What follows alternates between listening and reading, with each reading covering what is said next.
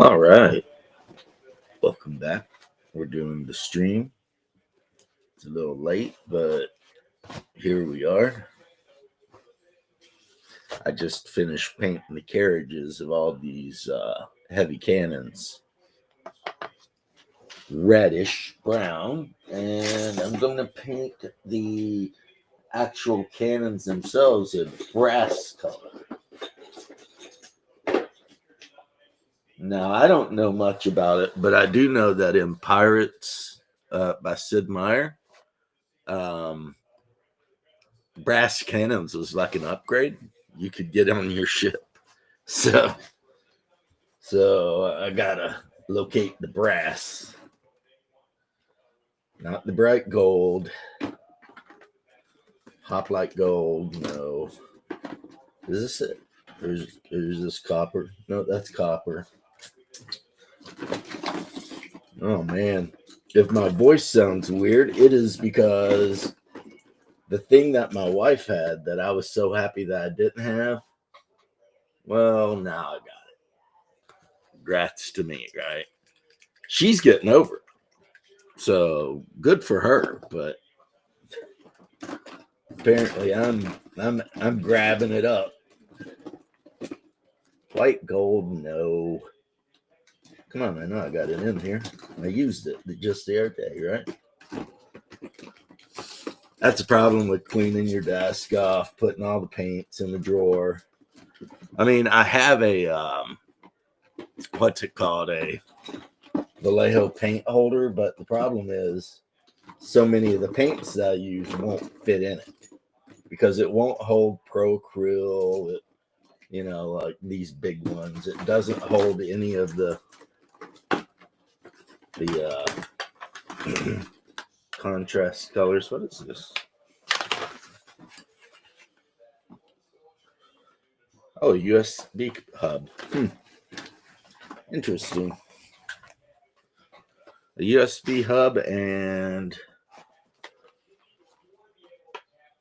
a Greyhound swashbuckler and some Goblin Wolf Riders. I must have had a plan for those at some point. The Greyhound probably when I was hoping to get in on a game of Pugmire.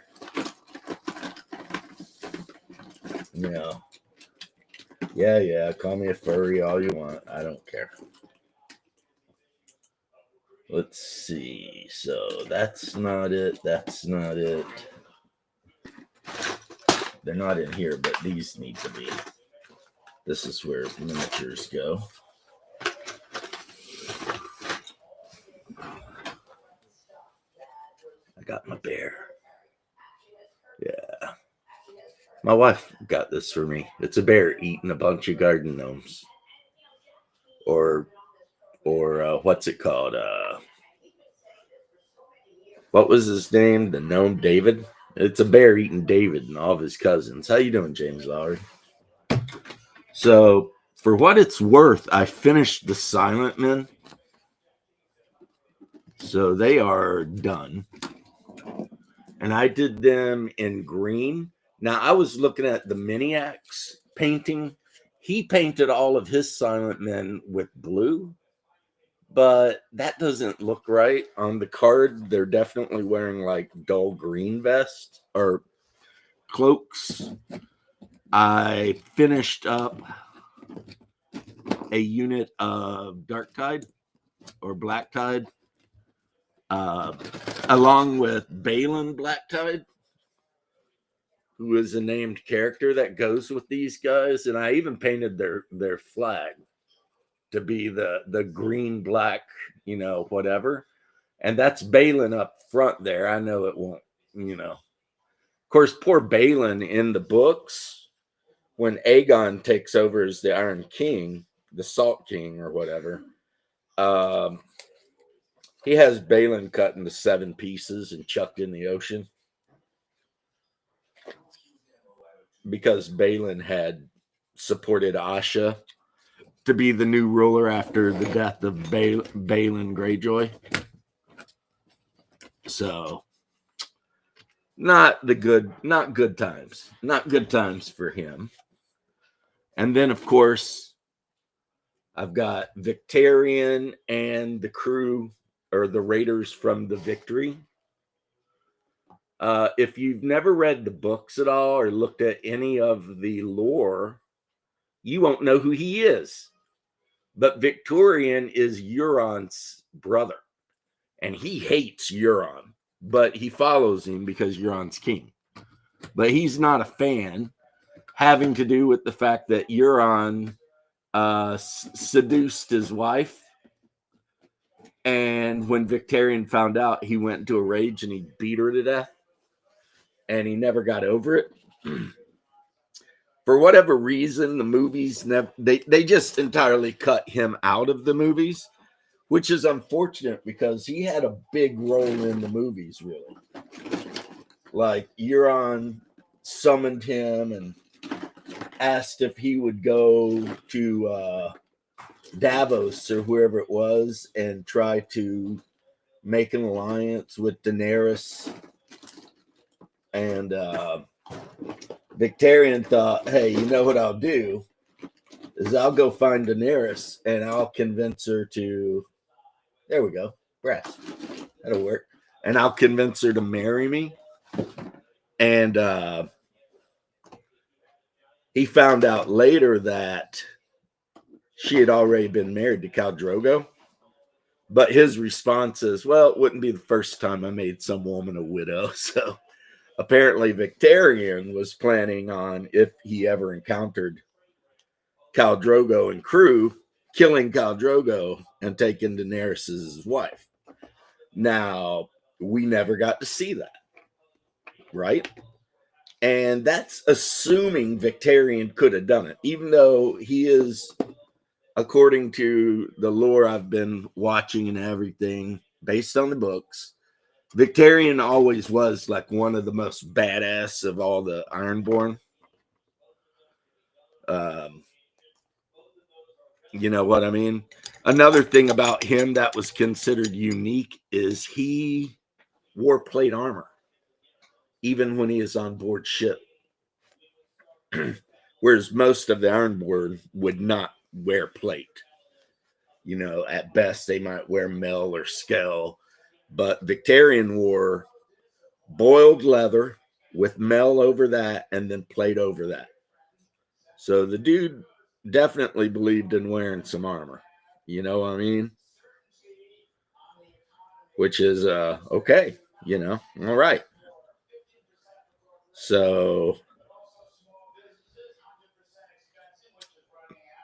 based on that, and based on the bit in the movie where Ser Jorel has to fight the two Dothraki, I would say that if Khal Drogo tried to fight Victarion, just because of how heavily armored Victarion was, and the shield, he liked to use a shield and an axe, that Victarion probably would have pretty easily beat the shit out of Khal Drogo.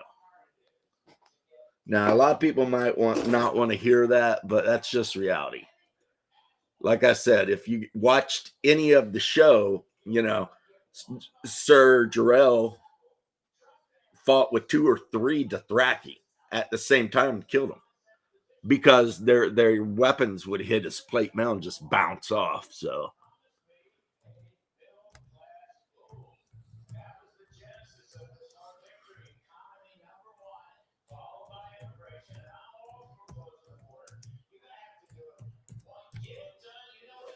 you know, but you know, it is what it is, right? It is as it is, SOCKS. Like, I am not a fan of Euron because Euron was just a really bad guy. Like, beyond there was no need for him to be as bad as he was. He was just bad. You know, like he killed Balin and cut him in 7 pieces because Balin believed in the 7 gods or whatever.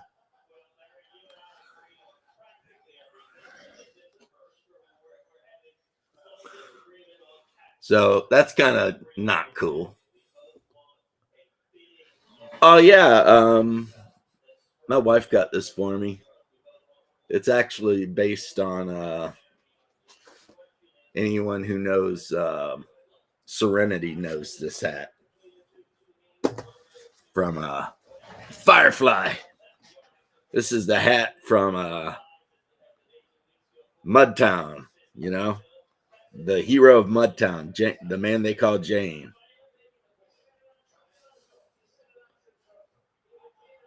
That is one of the best episodes, actually. You know,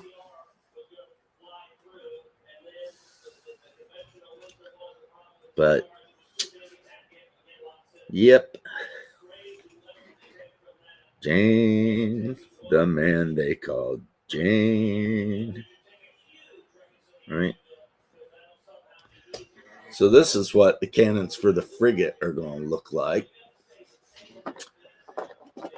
I'm still looking at these freaking Harlow Reapers, trying to figure out what I'm doing with them. I will show you guys this because I was talking about it yesterday.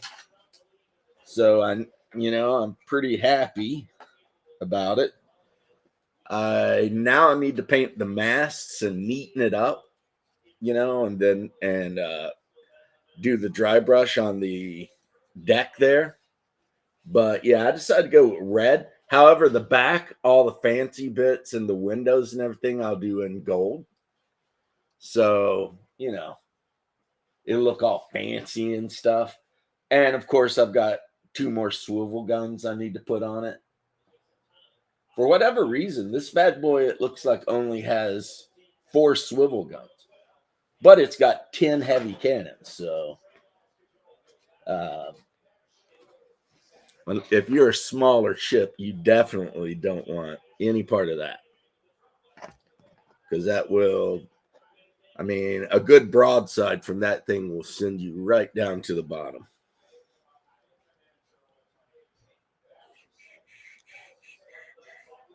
Or what my brother's up to.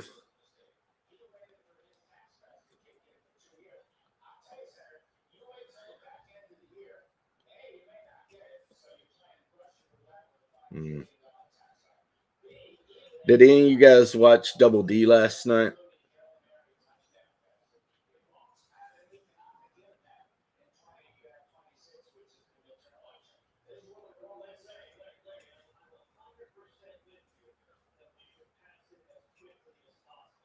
Yeah, that video he is doing. I don't know if that guy was British or what part of the Commonwealth he might have been from. Oh my God. Can you imagine having to game with that guy? Like, if I were running a game, like for a Friday night adventure league, and that guy sat down at the table and started talking, I think I'd kick him out. You know what I mean? He just hey, what's up, Jeff? Just everything he said was so wrong. And it was just like, how can you be so poncy and full of yourself? It's like, what are you even talking about? And obviously he had a real problem with conservatives, because like his one smartass comment, conservatives, bigots, and whatever. Where do you think that fits on the Venn diagram? And it's like, wait a minute though. The picture flying around Twitter right now is of a goblin seducing a Merilith demon, which is like, I don't know, type 7 or whatever. Might be a devil. But anyway, okay. In whose weird fantasy world could any creature ever seduce a Merilith demon? That is really weird. And then when he was talking, which Double D, made sure to make sure that we all heard it, when he talks about whether you're killing dragons or having sex with dragons, and it was just like, why can't these people be normal, for like 15 minutes? And what's weird is he probably thinks that is normal. And that makes me wonder about like his parents, his schooling, his upbringing. It's like, you know, now having read Dragonlance, am I necessarily opposed to some weird thing where, you know, a silver dragon falls in love with a paladin or some shit like that? Not necessarily. I mean, it's not something I would try and lean on in a game, but I'm not necessarily opposed to the possibility. But there was no love in what he was saying. He was saying it in the crassest way possible, you know. Like whether you're killing effing dragons or effing dragons. Like, what? So like, no. It's like, it just, it's funny too when he's saying grognards don't have to be old. I know grognards that are younger than me. That actually put a smile on my face because it shows that no matter how much they try to appeal to the youth, in the end, normalcy, good games, etc. It was good. I mean, I had 2 Christmases. I had the Christmas with the heterodox side of the family, and then January 7th, I had my Christmas. And I mean, I know you guys got stuff going on, so whatever. But you know, I'm never like, oh my God, you know. I kind of used to be, but then I realized I was making it all about me and that other people have lives and stuff to do, and it's not all about me. I'll put the thing in there in case anybody wants to jump in, but do not feel beholden to. But getting back to what I'm saying, it's like, yeah, if the guy has met people that are much younger than him, but he considers them to basically in the basket of deplorables, then that actually puts a smile on my face. That's a good thing because it means that, you know, there's hope for the future. Yeah. You know, that some of these youngins out there are not immediately jumping into the you know, this freaky edition of D&D, and they're playing better games, you know. What, James? What? We gotta have the goblin cultists or the men's right activists. Yeah, I saw that too. Who did that video? Was that Della Rose? I can't remember. Goblin men's rights activists. It's like, They might attack your village at any moment. tell me you don't know how goblins work without telling me you don't know how goblins work. Because goblins would definitely not be concerned about men's rights. How you doing, Ironcaster? All Because they're goblins really worried typically about is goblins, goblinating. yeah, they keep the female goblins chained to the end of a bed so they can goblinate them whenever they want. Whipping up maps for OSC. See, there's a good game. That's a good game. Yeah, I was just talking about the fruit bar that was on Double D was talking about, and what a fruit bar he was. Yeah. But I was saying that some of the stuff he said was actually heartwarming, because he said that he'd ran into grognards that were much younger than him, who were like talking smack about new D&D, and that's a heartwarming thing. You know? I'd be one of them, actually. Right. I mean, well, I don't know how old he was. He's definitely not in his 50s. He's probably in his 30s or 40s. But still, Same for I me. mean, so if he's having some 20-year-old come up to him and call him Yeah. a so and so and say, "Screw it, that I'm playing AD&D." Yeah. Awesome. I mean, the future looks bright. I got to wear shades. You know what I mean? Yep. So, but his constant comparison of conservative and bigot, it was like, oh my God. I I find don't it think you nice know that what, my cousin got into gaming because of his wife. I don't even know if he knows what either of those words meant. And at one point, he said that intellectualism led to fascism or some shit. And I'm sitting here like, I mean, of course, I'm listening to Double D and I'm like, you know, like, what is wrong? It's counterculture to bash on the popular thing. Well, Well, that's here's good. what's weird is Well, Sir actually, is definition even popular anymore? Well, I guess it is, kind of. I guess I don't know. Sir Jerkwad that was on that Double D was commenting on said he hated Wizards of the Coast too. Who doesn't at this point, though? So he hates old school D&D.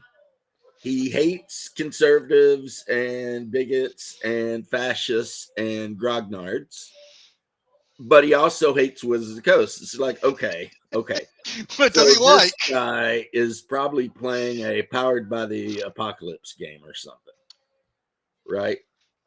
I don't even know what that is. That's like Dungeon Land or whatever. Uh, It was made by a real piece of work who inadvertently did something. You can argue whether what he did was right or wrong. I don't actually care, but in the end, all of his supposed lefty buddies turned on him. And it got so bad that, like, stuff he worked on, they had to take his name off of. What was his name? Like Coble or something like that. well, Like, and it was so, like, performative because when he did the thing that he did, no one said a word. No one said a word. It was like 2 weeks later, all hell broke loose, you know? And that's the same thing that happened with Zach Sabbath. And that's one of the reasons, even though I've talked to Zach and I do like some of his products, and I own some of them, that I don't feel a lot of pity for him. Because had Zach not been the target of that witch hunt, he would have been right along with the rest of those assholes on whatever witch hunt they were on, right? So it's not like he got targeted by some group of people that hated him. He got targeted by his friends, but he had done the same thing himself. I mean, Zach Sabbath has called multiple people, the Yahtzees and this and that and the other throughout, his career. So it's like that guy is no innocent young lad. Yep, he is his own worst enemy, Jeff. That's 100% true. So well, speaking of that's the same for things a lot of people nowadays. that is, check this out.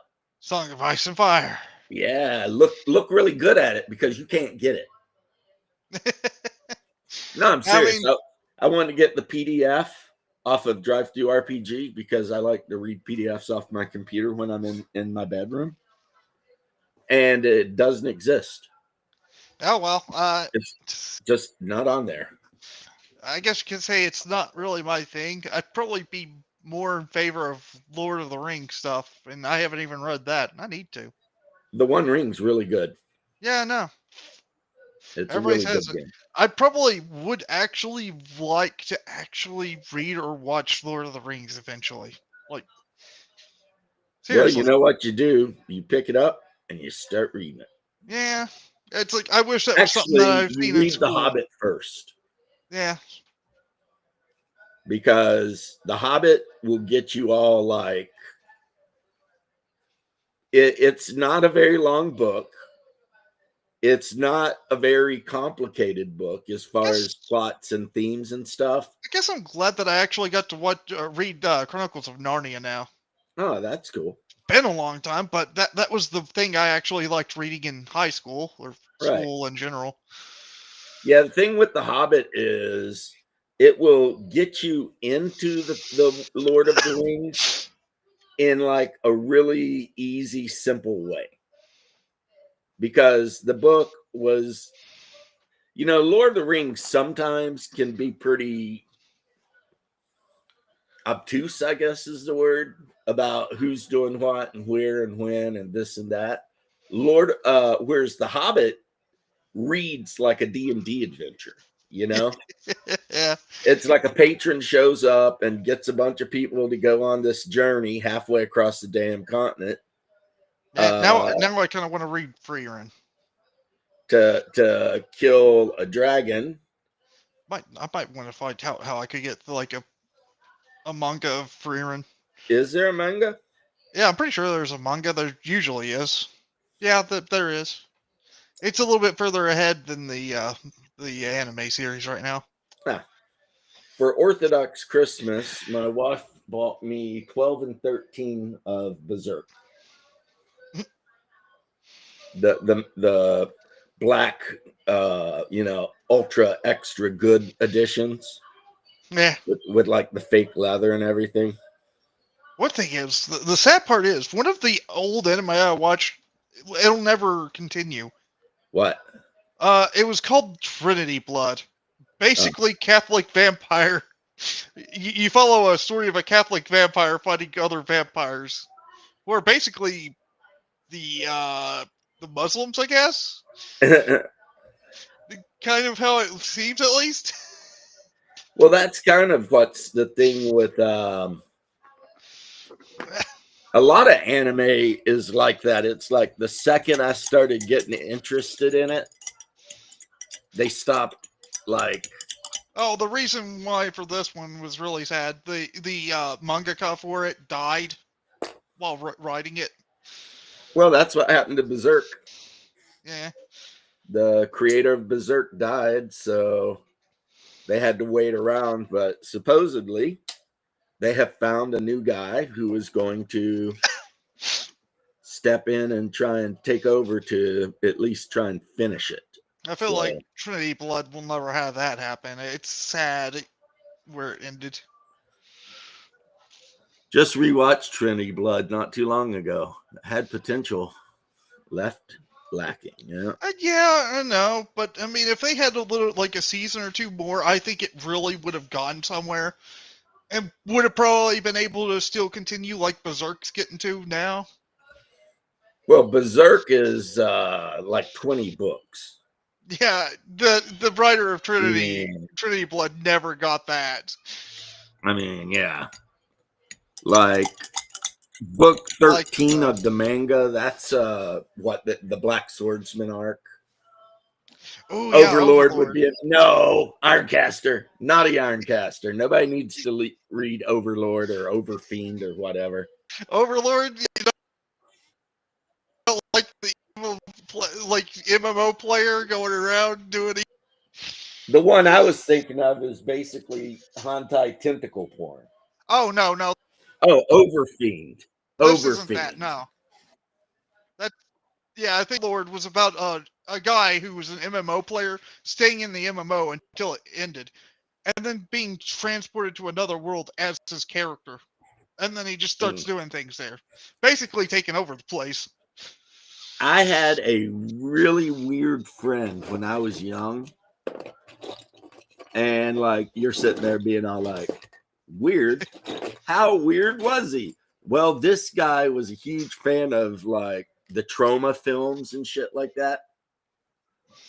Like Tromeo and Juliet. And that's weird. The Toxic Avenger and shit like that.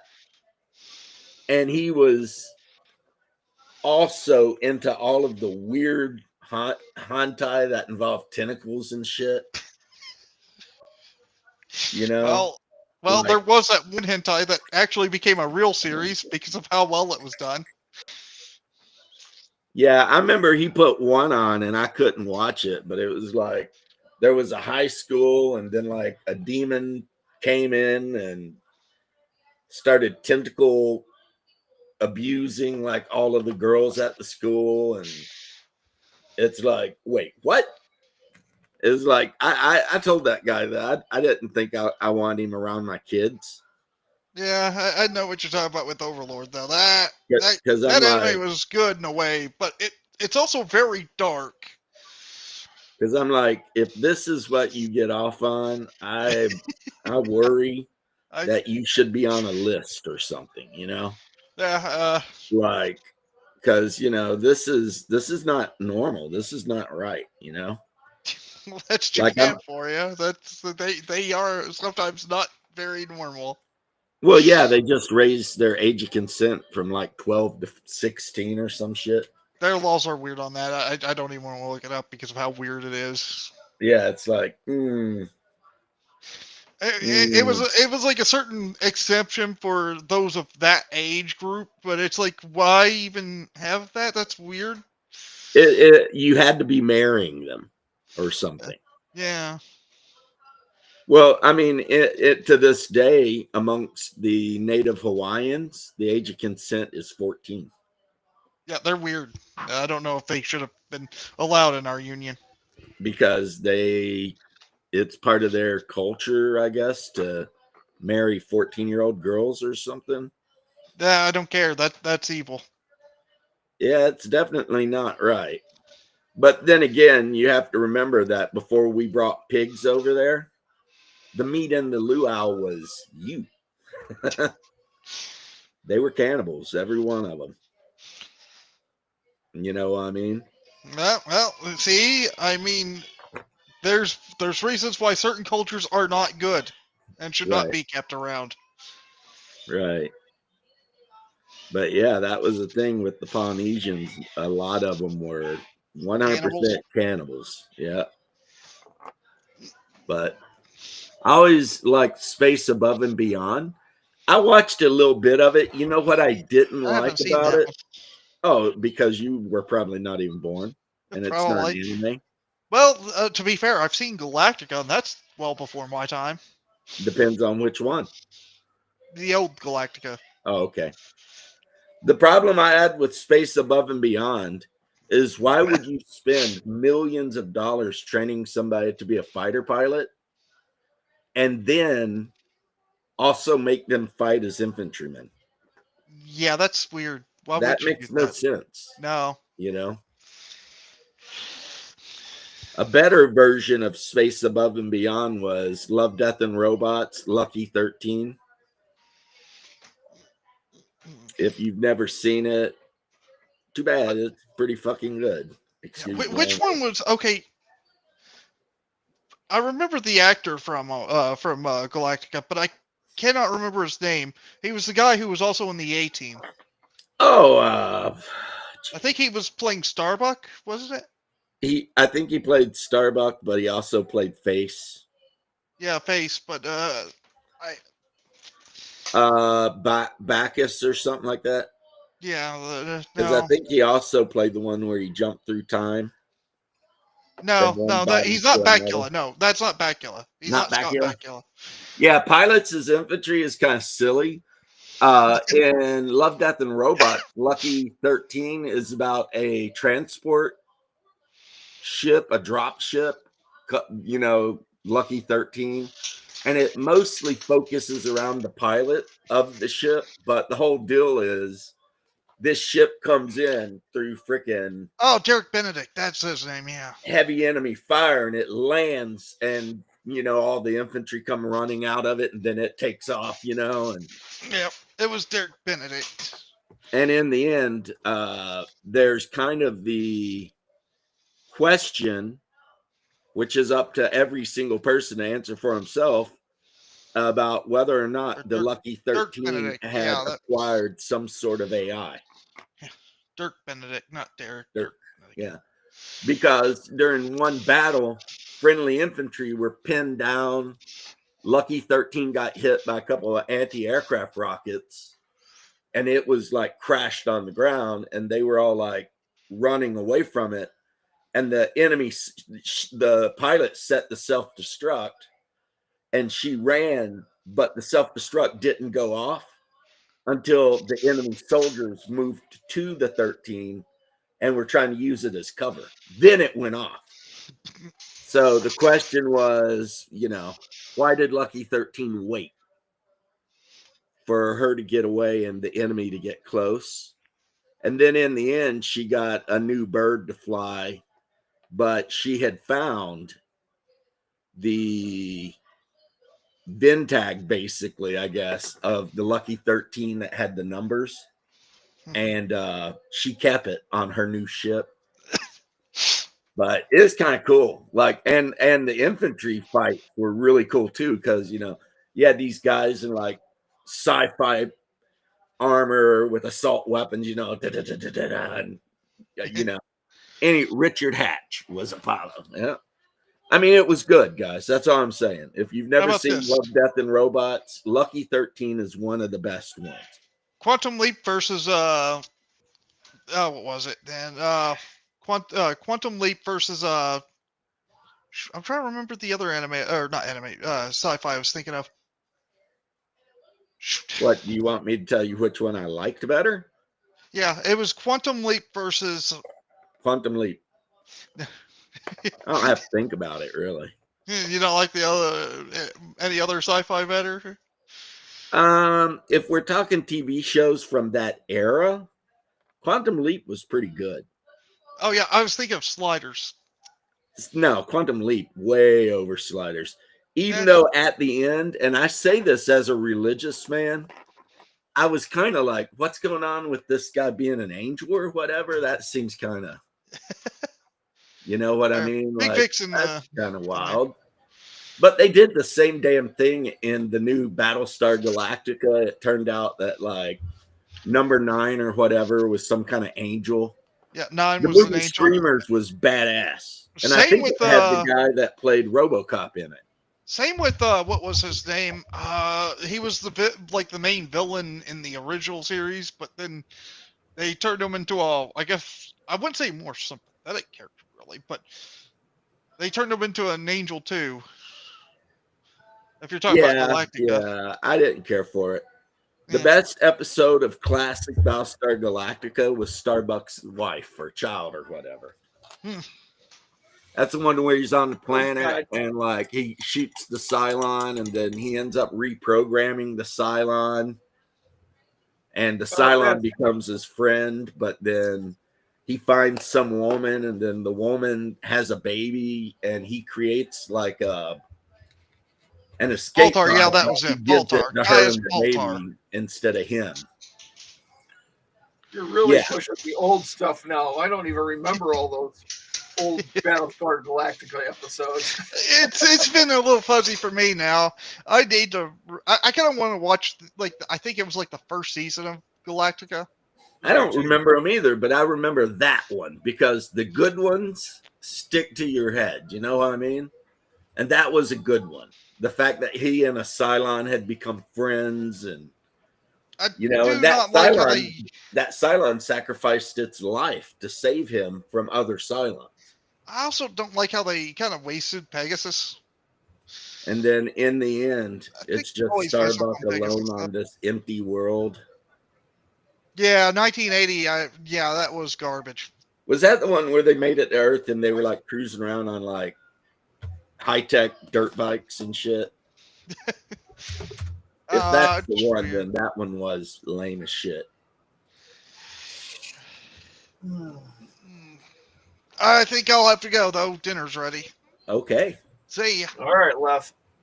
See you later. Left just showed up long enough to disrupt everything I was talking about. He shows up, starts talking about anime and movies, and I was in the middle of talking about the Double D show last night and that whack job that was, calling everybody bigots and conservatives that disagreed with the New Deal or whatever. And I was in there for a little bit and I saw some of that nonsense and I was just like, oh my God, where do they pull these people from? Somewhere in the Commonwealth. Like, because you could tell he had that holier than thou accent that makes you just want to smack a person, you know? Mm-hmm. It was Star Wars Christmas bad, yeah. But like I was saying, at one point he said that he's ran into grognards that were younger than him. And that kind of made me feel pretty happy because it means we're winning, right?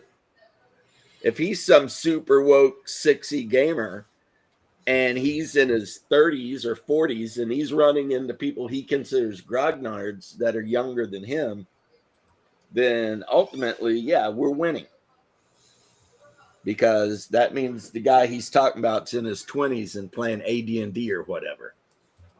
So, you know, or OSE or whatever he's playing. But a lot of it had to do with the whole romancing monsters, which is all over X right now. I saw that. I was laughing so hard, and I made a comment about it last night. I'm like, oh, we can romance a monster. Okay, giant praying mantis. Well, the thing they showed him romancing is even less likely, though. That's a Merilith. Oh, God. A Merilith is like, what, type 7 demon or some shit? Yeah, it's just... So this hook-nosed goblin is going to seduce a Merilith. He's like, I don't think they understand how demons work. You know, beings of pure evil. The ability for WotC to think clearly is... I'm telling you right now. But what was weird is the guy who was doing any research hates WotC too. WotC doesn't do any research. They pop up. They probably got a set of these old books sitting around their office or something newer, or else it's all on PDF, and they just scroll through and go, "Oh, isn't that nice? Well, why can't dryads be male?" And like. Because of Greek mythology, you freaking knobheads, you know? Yeah. Well, you know what they do? They gotta alter history to suit their needs, their visions. You know what I'm saying? And succubi and incubi aren't two different creatures. They're the same creature that can just monster love is love. Jeff, that's hilarious. Oh, God. Why? Why? There is no answer to your question, sir. I know. There's no answer. It befuddles my mind. What befuddles my mind is that somewhere out there are people playing role-playing games or D&D that actually go out of their way to try to seduce monsters. It's like Ironcaster said this on Twitter, and he's 100% right. It's like, why can't you people be normal? Just sometimes even. Like, why do you gotta be weird all the time? You know? Just every now and then take a break and just be normal. That would be cool. You know? I'm sorry. A human making love to a dragon. I mean, come on here. Or something even larger. Okay, let's say a brontosaurus or something. Well, the dragon makes sense only because I am a Dragonlance fan, and the dragons that can take human form. Well, that's fine, but on occasion there have been instances where right. But okay, like let's go with a brontosaurus with a paladin or something. Let's go with a brontosaurus then. You're gonna go romance. Listen, okay, your gnome is going to go romance a brontosaurus. Well, the thing with the dragon thing too is it's a square peg in a round hole. You know what I'm saying? It's like well, it's a big hole.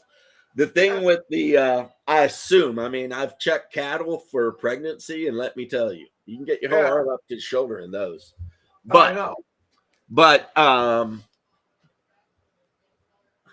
anytime it's ever been depicted with a dragon, it was never like a wham bam thank you ma'am kind of thing. It was always like this, epic love story, about how this intelligent, hyper intelligent dragon fell in love with this human and whatever, and Okay.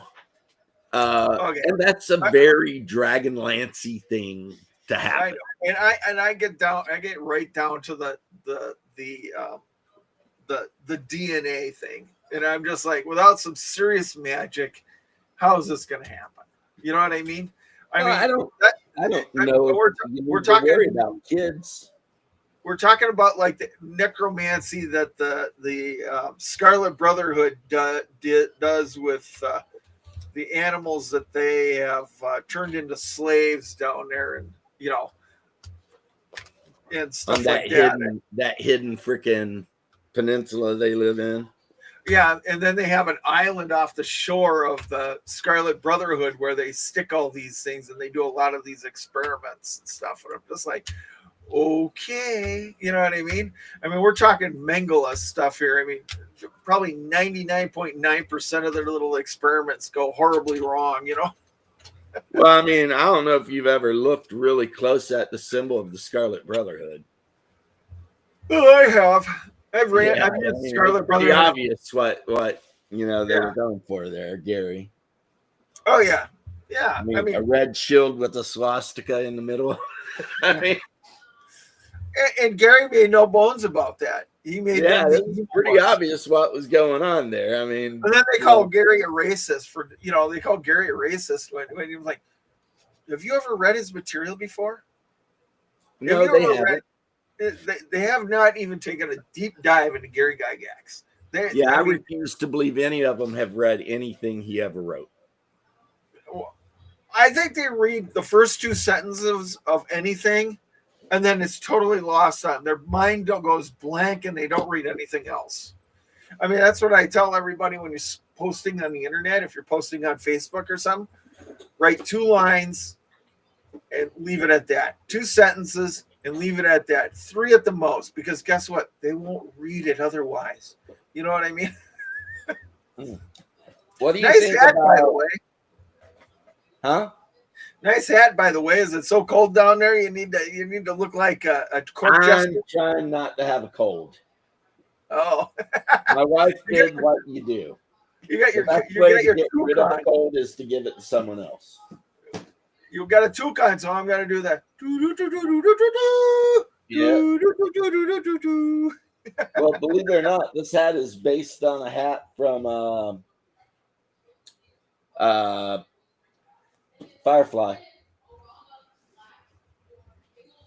When Jane goes to Mudtown to buy mud or whatever, and they start singing about how he's the hero of Mudtown or Canton or whatever. And he's wearing a hat just like this one because his mom made it for him. So that, like I said, that was a good episode because you got to see a little bit more about, Jane, who apparently was like the hillbilly of all of the guys. He grew up on a really cold, the moon he grew up on was really mountainous and cold, and everybody there was super poor. So basically Jane grew up on space Appalachia, and that's why he'd left. But Sherpa, no, Sherpas are superhuman. No way I'm one of them. Like those guys that go up the Everest all the time, shit. They're pretty much superhuman. Their lungs and the way their bodies are, they can exist in those really low oxygenated areas and shit like that. It's kind of like Gurkhas because they live on the top of a mountain. So whenever you bring them down to the flatlands near sea level to fight, their bodies are supercharged with O2. You know what I mean? Because they're just like, rah! And one of the reasons they have so much stamina and everything, and I mean, yeah. But a good channel to check out, by the way, guys, if you're at all into H.P. Lovecraft stuff, is The Vermis Mysterium. It's really good. Hey, how you doing, Ultra American? He is a real American. He is a friend to every man. Unless they're British, then they can kiss his ass. No, I'm sorry. That's just how I feel. Oh God, those Brits! I couldn't believe they voted down investigating British, those Pakistani rape gangs. Right, over there. right. The grooming gangs. Yeah, They didn't just vote it down; they voted it down like 3-1. yeah. Hey, Bear, what are you doing in the back there? Our favorite Canadian reprobate. Well, I don't think Canadians come in reprobate. Oh, I do. There he is, I don't right know, man. there. I was just like, I heard you guys talking about Gygax and the Tyvolt Peninsula and the Scarlet Brothers. I'm like, oh, this is great. I get into the back room and we're talking about Pakistani grooming gangs. It's like, Jesus Christ. Well, I just said something because there was some guy from your wonderful Commonwealth talking a bunch of shit, and Double D was like reviewing the video, and I was just like, he's not a Canadian though. Yeah, it's okay. We got lots of dumbasses here too. Yeah, I saw one on YouTube, except apparently that dumbass is actually originally from Connecticut. Which one? Some hideous Karen-looking old woman. And like all the Canadians that were posting were all like, she's 100% American and we wish you'd take her back. Which like, fucking woman is this? I'm so curious now. she made a whole video about instead of making Canada the 51st state, how about we just give Canada, California, Oregon, and Washington, blah, blah, blah. Oh, dear God. And then all the Canadians that were posting were all like, God, we hate this woman, and she's from Connecticut. It's like, okay. You don't remember her name or anything like that? I don't. I'm sorry. Her hair was blonde. When they're that stupid, Bear, we try to erase that memory. Yeah, she's an older lady with blonde hair, and I guess she's in part of your government somewhere. Oh, this is Elizabeth May. This is the leader of the Green Party. Whoever she is, I was like, what in the hell? Yeah, she's a fucking idiot. So, okay, my buddy was the leader of the Green Party in British Columbia. Okay, Right? And he was very good for the Green Party in British Columbia because he got them organized and he got them actually to start acting like a political party as opposed to a dead hippie hangout. Because Right. like they had this stupid rule in the Green Party in Canada that any member who wants to bring up a subject of business is allowed floor time. So he'd be like, so we'd be having like a meeting about how we're going to do this, that, and then some asshole would bring up how are we going to get the oppressed Lemurians out of Mount Shasta and an underground railroad to British Columbia because of Atlantean persecution. He'd be like, and I have to fucking give this guy legitimate time, you know, to discuss this in a party meeting, right? Then Elizabeth May's friend wanted to be the leader of the Green Party in British Columbia. Now, this is all hearsay and speculation and conjecture. It's no facts proven to it. And then suddenly a story leaks about my friend accusing him of being an essay inflictor in college, which all turned out to be bullshit, but it was enough to get him removed out of power of the Green Party and banned so that her friend could take over the Green Party of British Columbia. Allegedly. Politicians stabbing each other in the back? No, Never! the Green Party. Not just politicians. The fucking hippie solar wind fucking give everybody $1 million a year for free. I can never attest to any of this because I got audited by, let's see here, 3 different agencies when my dad was running for U.S. Congress.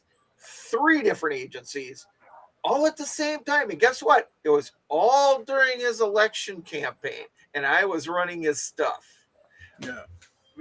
I've always said politicians have never played dirty. Never. Dude, I always said if I ever was going to run for office, I would literally give a press conference where I was smoking a joint and it would be held in a strip club. Right? Just to go, what do you got, motherfuckers? Here you are. What do you got? What you got? I don't even care. I don't give a shit. I'll I take the Ford family book of political plays, you know? Oh, Right? God. Just be like, I like crack. Vote for me.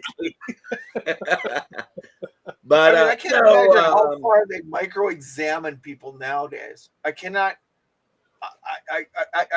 They must shove a camera the size of the Hubble telescope up somebody's butt if they're running for political office. All comments are turned off on the Elizabeth May strategy meeting. I guess there were too many fucking saucy comments. They turned them off. It's all Canadians too. Oh yeah, we hate her. No one in this country likes this bitch, but she somehow manages to always get her riding. So she's always got that one fucking seat in Parliament. So we have to include her in the leadership debates. We have to include her. Like, she actually gets airtime because of that. Because these fucking ancient boomer hippies keep voting for her. Yeah, it was hilarious, man. I thought I like scrolled through some of the comments and I was just like, these Canadians are brutal. They were just we'll fucking eat our own. The worst thing you want to be in Canada is a celebrity. You know how you guys fucking celebrate celebrities and you make them like royalty and you want to fucking get their autograph? The minute a Canadian gets any level of success, we're like, all right, calm the fuck down, Steve. Sit down. Shut up. You're from fucking Oromocto. Sit down and be quiet. You know, like we're really brutal to our celebrities. So like, I went to high school with you. I don't give a shit. Yeah. Hey, Bear, so what do you think's going to happen now that Trudeau has finally decided to chop his own dick off? You guys really don't understand how Westminster parliamentary systems work. That's what I love about Americans. You guys think it's all like, oh, well, that's over. No. He said, first he got the Governor General to prorogue Parliament, but there are people bringing a lawsuit against that because you're not allowed to prorogue in cases where you may be exposed for corruption or a vote of non-confidence puts you out of office. That's an illegal move for proroguement, which is what he's doing. Then he said he will remain until he steps down when the Liberal Party of Canada, through a aggressive and robust system, elects a new leader of the Liberal Party. So that could be 5 months, that could be 6 months, that could be all the way until October when it's time for the next election up in this country, regardless of what he decides. So he's done nothing except try and avoid being humiliated in an election. Oh. Yeah. I love all these American leaders to see on YouTube. So all he did is said, I'm not running for re-election. Ta-da! Pretty much. That's pretty much the long and the short of what he's done. That's all he's done. But I was pretty surprised when he posted on X and Elon Musk responded, and he started the response out with "calm down, sis." SIS apostrophe. It was like, wait, what? Did Elon said that to Justin? Yeah, and I'm like, that guy's out of control. Somebody needs to have a talk with Elon because I don't know what he's doing. I sort of like having a smart ass billionaire. He's living his Tony Stark dream right now. Let him enjoy. Right, I guess. I sort of like it when a billionaire says, "Shut the fuck up, Sonny." But what we were talking about was that guy talking all kinds of shit about Gygax being, a huge bigot, blah blah blah, and then also this whole argument of how they added in this new monster manual, like rules for romancing monsters, and also the artwork. The artwork shows like a goblin seducing a Marilith demon. Stop! I can only get so erect. Right. And then the guy that was talking about it, defending it, was talking about like some people play games with effing dragons and some people play games where all they do is F dragons. And it was like, who plays that game? That's some reprobate bullshit if I ever heard it. I tell you what, if you give them 5 minutes, they will always show you how degenerate they are. Oh yeah. Conservatives at least have the fucking decency to keep their degeneracy behind closed doors. Or try. Yeah, or try. They get caught. Right. So I used to know a girl who was a dominatrix, a mistress in Washington, D.C. And she wouldn't give names. She would never give names because she was smart enough to know she'd get fucking murdered if she gave names. But she said, people we know, Republicans we know, didn't come to her for pleasure. They would pay her to inflict her craft on other males while they watched. Dude, come on. Not a couple years goes by that someone that's supposedly super strict gets caught Getting a blowjob in the Library of Congress. Yeah, I know, man. And it's like, calm you guys, down. It's sad, but it's true. But at least I don't have to fucking see it. You know what I mean? I don't have to have it thrown in my fucking face. Look, I got my kinks. We all got our kinks. We all got our fucking freak. Let our freak flags fly. Great. But do it in private where we're, us and the other consenting adults are engaging in our peccadillos and not fucking display it for everyone. That's what I can't stand. That's the thing that drives me nuts, is how on display the debauchery is now. It loses meaning. I used to bounce in strip clubs. Okay, first night I worked in a strip club, damn, that was a night. You know what I mean? Like, I'm working there, and wow. By the end of the first week, put it on, baby. Put it all on. Here's a skidoo suit. Put that on. Oh yeah, now you're looking hot. Because it just got so desensitized to it. When you're talking to a chick in a fucking corset and a G-string about her child's fucking problems at school for an hour on a dead night, you don't find this shit piques you anymore. You become very desensitized to it. Well, the freak onslaught we've been dealing with since about 2014 has gotten so bad, we're desensitized to these things. But Generation Z has gotten so desensitized, they don't want to see sex in movies now.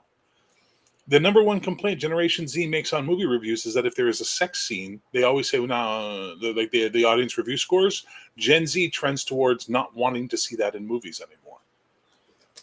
So we've gone so far into the fucking woo-woo and the fucking yeehaw that we've created an ultra fucking puritanical conservative generation when it comes to that.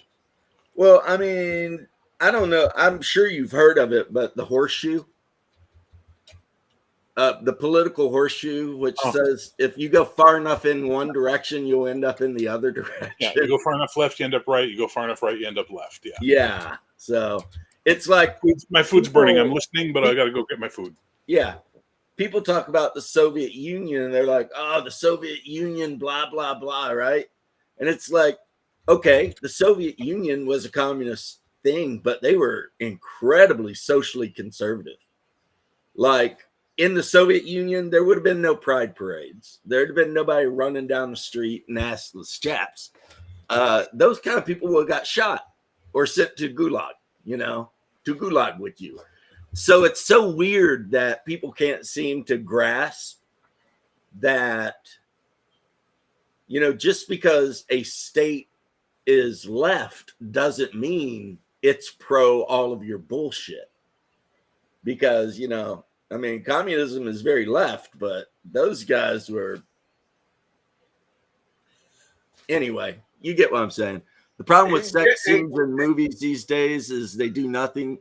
Yes, I hate that, Jeff. That's why I stopped watching. Granted, it's been a long time since anybody's even mentioned it, but that's the reason I stopped watching Game of Thrones. Oh, look at The Boys. They had that gay chain or whatever it was in there, and that's what stopped me from watching The Boys ever again. I was like, okay, this is enough. Click. I watched one season of that. It was like every other scene was like, it was like every other episode there was something to do with transsexual, lesbian, gay, orgies. It just kept going on and on and on. Tell me you've never read the comic without telling me you've never read the comic, because that's exactly what the comic is. Well, the Boys TV show, other than like plot points they've changed, is the most fucking faithful adaptation of anything I've ever seen on screen. It tones down a lot. What they did when they made their version of what they called Herogasm on the TV show was fucking nothing compared to what the comic did. They did a whole special comic for it. Like, it was insane. The whole premise was that all the superheroes make this announcement that there's a threat coming and we're all flying into space to get the threat. And every year they have to do this team up to stop some war. And they all go to a fucking island and just act like debauched fucking perverts for a weekend. You know what I mean? So, but the whole point of the thing is, though, is it's all a fucking commentary on the American political system, because there's politicians showing up and, they're bringing in super cocaine and they're, the vice president shows up and like, they're importing like truckloads of hookers who are getting just destroyed, and they're giving them compound V temp shots so they can survive, having sex with these guys, but they're getting fucked up like they wouldn't believe. It's a really different story, but it's got a subtext, and that's what makes it interesting. Even though I think Garth Ennis's hatred of superheroes is exhausting, at least it's got a story. The show went off the rails 2 seasons ago. I went right off the rails. Season.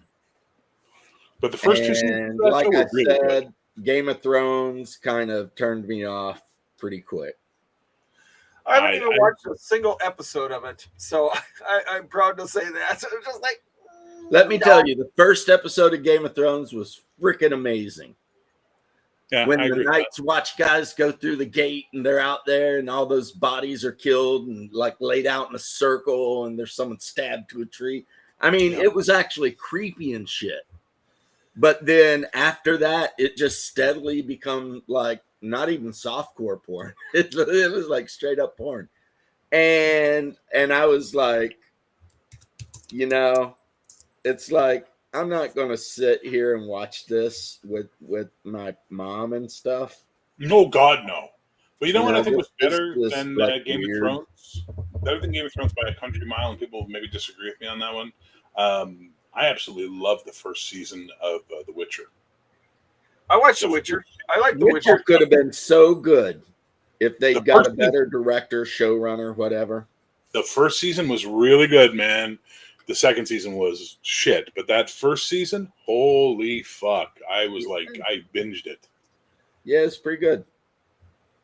But then like I said, then the showrunner decided that The Witcher was no longer going to be about The Witcher, is going to be about Yennefer. Everyone but, whatever of Geralt, or Geralt of Rivia. That's it. Geralt of Rivia. Like even the Polish guy that wrote the books was like, what the F? What are you people doing? Well, it's sort of like we're waiting for George R.R. Martin to finish whatever book he's supposed to be finishing after 8 years. Oh, he's not finishing shit. Yeah, I don't think he's ever finishing that book. I think that's a pipe dream, and if it helps certain people sleep well at night, that's good. But like I've said multiple times, guys, the second he had Eddard Stark executed, that was the end of the story. Because now there's a whole huge hanging sword that can't be resolved in any way, no matter what he does. And that being, of course, that Jon Snow is a Targaryen and the son of Rhaegar. Yeah, Rhaegar and Lyanna. Lyanna, or whatever her name was. Lyanna, right? And the only person who knew that was Eddard Stark. Mm-hmm. And they killed him. So for me, the problem is that when you learn this was originally supposed to be a trilogy, and now it's looking like it's going to be a what do you call 10 books? A decadology? What the fuck? Like how do you stretch a trilogy into this many fucking books? Well, they get paid by the word. Oh, he gets paid by more than just the word, man. That guy gets money. That guy's he fucking built a castle. Motherfucker lives in a castle. Right. In America. Right. Yeah, I believe it. Fuck him, fuck J.K. Rowling, fuck all these people, man. Well, R.R. Martin, I'm sure HBO gave him just a giant sack of money. Oh, yeah. They probably came to his house with a dump truck full of $100 bills and just like, just start dumping bags of it. Like, And because they knew he was into fantasy, they threw some doubloons in there to make it seem like it was a dragon's hoard. Oh, yeah. Some doubloons, some 1 ounce gold coins from the mint, just whatever. Yeah. And then he couldn't be bothered to even keep the TV show right. He decided he wanted to go do other stuff and left those two chuckleheads in charge of shit. And they just, somehow or another, they got tired of making millions of dollars an episode. So they decided they wanted to end it. And it's like, you know, and you can tell that, I mean, that last season was so bad. So bad. It was like, plus, like I was telling, I think Vic earlier, like they cut so much shit out of the books. Like one of the main characters in the books is Victarion Greyjoy, the brother of Euron Greyjoy. He's not in any of the show, but he was a major character in the books. Like so major that he had taken a fleet to Essos to try and find Daenerys to try and marry her. Actually, he was supposed to bring her back to Euron, and Euron wanted to marry her, but he was going to screw his brother over because his brother had slept with his third wife. It pissed him off so bad he beat her to death. So he never forgave his brother for that. Yeah, those guys, I mean, the Greyjoys, they're like my favorite house, but at the same time, they're weird. They're really weird. I think that's why I like them, though, because they're so different. You know what I mean? Like, they don't worship the same religion as the whole rest of the realm does. They worship the drowned god.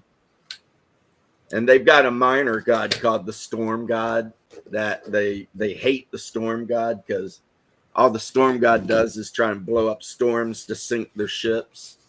And they believe if you die at sea, you go to the halls of the sea god, and there you'll be weighted on hand and foot by mermaids and drink mead and just hang out with him, you know?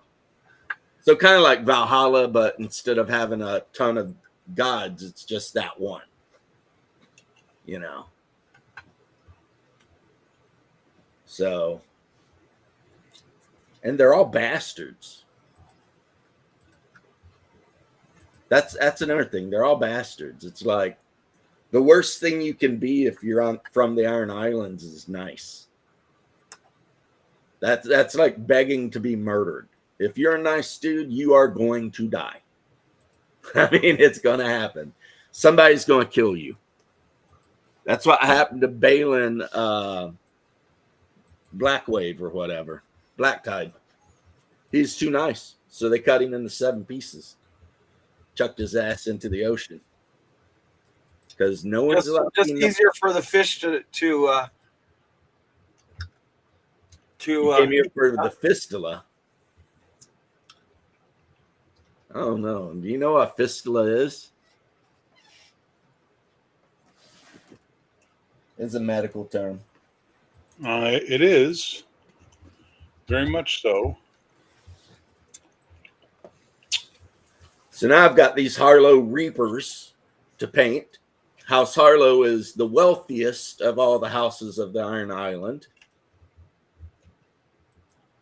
And their symbol is a black flag with a scythe on it. But they are still sworn bannermen to Greyjoy. So their whole deal is they're kind of fast. Their armor sucks, but if they hit you, you're probably going to die. Because, you know, great axes. So they ignore a shit ton of your armor. So even if you're like a plate armored knight, you don't want these guys running up on you or flanking you. What game is this? Song of Ice and Fire. It's a miniatures game? Yeah, here's the banner guy for House Harlow's Reapers. Oh, nice. Right. This will be the 4th unit, if I finish it, that I will have finished. And the good thing is, even though my phone's dying wherever I put it, there's a free app on the phone where you can build armies and stuff like that. And then you can send them to your printer or whatever. And yeah, it's called War Council. See? Oh, cool. And it allows, it's for phones or tablets. Unfortunately, they don't have anything for your laptop, which sucks. Oh, well. But you can design, like I've got a Stark army designed and a Greyjoy army designed. And at some point, I'll have to do my Lannister army up. Which I'm thinking the Lannister army is going to be led by the mountain that rides. And I've already got 2 units of House Clegane Raiders. So could have been worse. I could have chose the Boltons, right? That's a faction you can play. House Bolton. We're like, I don't know about anybody that would want to play House Bolton. But anyway, you get a starter box like this, and it's basically the rules, the army, everything you need to play. Cool. For the house you want to play. I mean, they do have a 2-player box. It's Stark versus Lannister, but I've never seen it. So, but it does exist. I mean, it's a real thing. What's the bear? What's the house that has the bear as their symbol? That is Mormont. Mormont. Is there a Mormont box? There's multiple Mormont boxes. I have them. Really? Mhm. Wow. They went all out. Well, because I have the Stark army, and so I needed to pick up. Like I also have the Tullys. Oh, wow. Which are the Rivermen. Yes. But I've got the Mormont Rampagers or Berserkers or something like that. And I've also got the Littlest Bear, which is a non-combat unit, but it's Lady Mormont, the 12-year-old. And how she works is, remember, like I showed you how there's that table where you can put non-combat units on it and give yourself things. Mm-hmm. She works like that. Like Cersei. Cersei can't lead because I've got Cersei right here. Cersei cannot lead a unit of warriors, but she's really good at politics. So if you pay to have her in your army, it's because you want her doing all the political shit. Like one thing the Lannisters can do is if they take the crown, you have to they can pick one of your units and you have to make a panic check. And for every point you fail the check by, you lose a man. Yeah, so they can kill you without even fighting you. But it represents the fact that they're bribing your men. Now, with all due respect, yes. I've indulged this as long as I'm going to. I don't care about miniatures and miniature war games, but I felt I like you enough as a friend and you seemed excited. It was good to let you have your time. There you go. Now I'm going to just go back to, You know who that is, right? Well, if you see that's the mountain that rides. The 3 hounds, House Clegane. House Clegane. And in this game, whereas most characters join a unit, this guy is his own unit. He don't join a unit. He is a freaking unit. It's like, damn.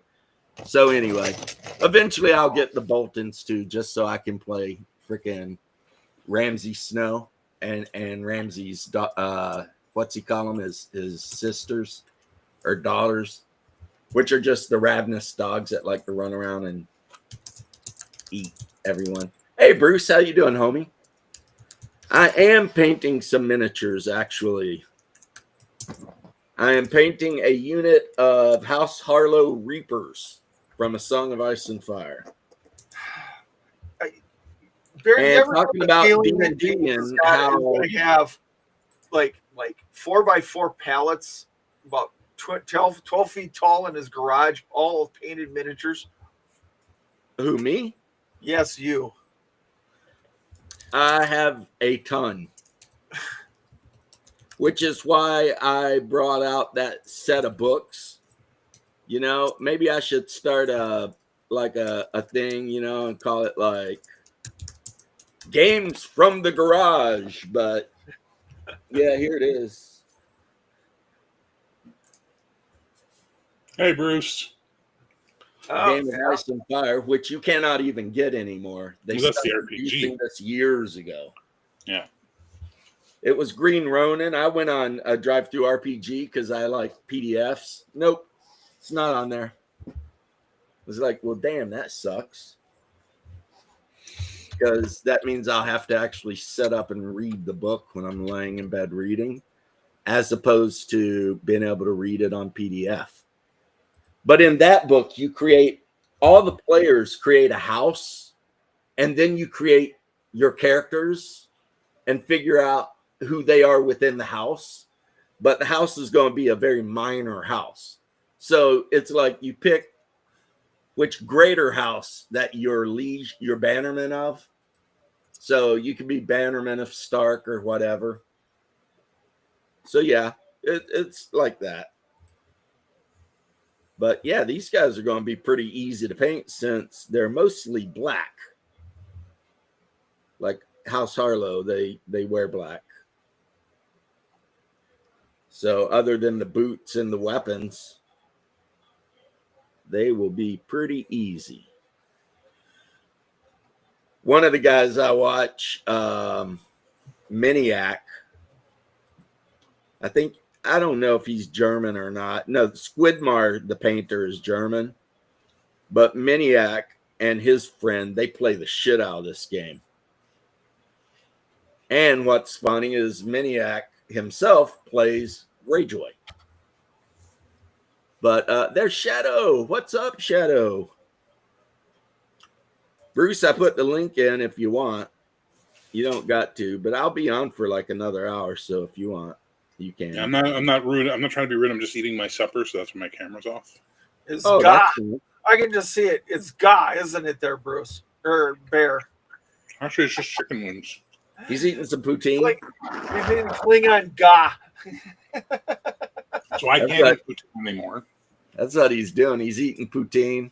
I can't eat poutine anymore. I'm not allowed. Uh-oh. I had that. What, they Yeah, removed your Canadian citizenship or something? No. But, diabetes, it's a hell of a fucking thing. And potatoes, they're the worst glycemic index you'll ever have other than raw sugar. Yeah. Yeah, they're pretty rough. Oh, I love potatoes. You can get away me with too. sweet potatoes, but hey, Doc, They're disgusting. how you doing, homie? Now, I heard a story that if you put rice in the fridge overnight, then you eat it the next day, the glycemic index is not as bad. But, I mean, I don't know if that's true or if somebody's just trying to kill me. Could be. Yeah. Be a hell of a way to do it. Yeah, because it's like I love rice and I used to love to eat rice, but then they're like, stop eating rice. How you doing, Mr. Hey, folks. Flamingo? How's it going, all? Doc fell asleep watching movies last night. Yeah, I Did he? passed out. What movie were you watching?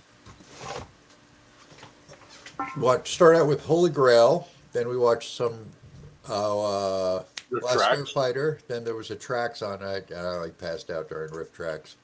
Yeah. I was like told Monty to watch- Python's Holy Grail? Oh, yes, sir. Cool. I was told to watch. I don't know if you guys have ever heard of this. 100 Beavers on Don't fall YouTube. for that bullshit. I watched the Europa Report for about the Good fifth movie. time. Very cool movie. It is, movie? and I think very Europa Report. You ever underappreciated. saw that? No. It's really good. It's about a fictional vision to Europa, and it's almost like an epistolary movie. It's all everything is like shown from like onboard cameras on the ship. Mhm. So it's really interesting. Yeah, Take your word for it. yeah, it's very interesting, and Doc is obviously trying very hard not to spoil it for you.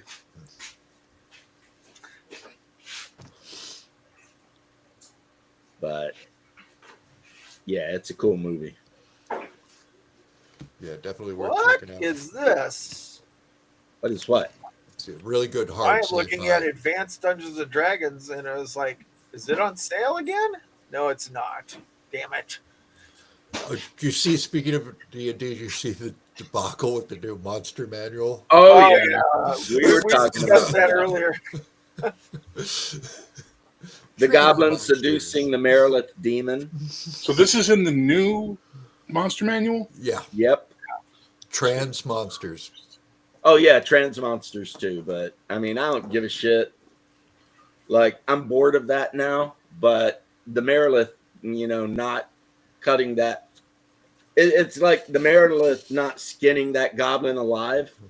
That bothers me. Because I mean, it's a demon.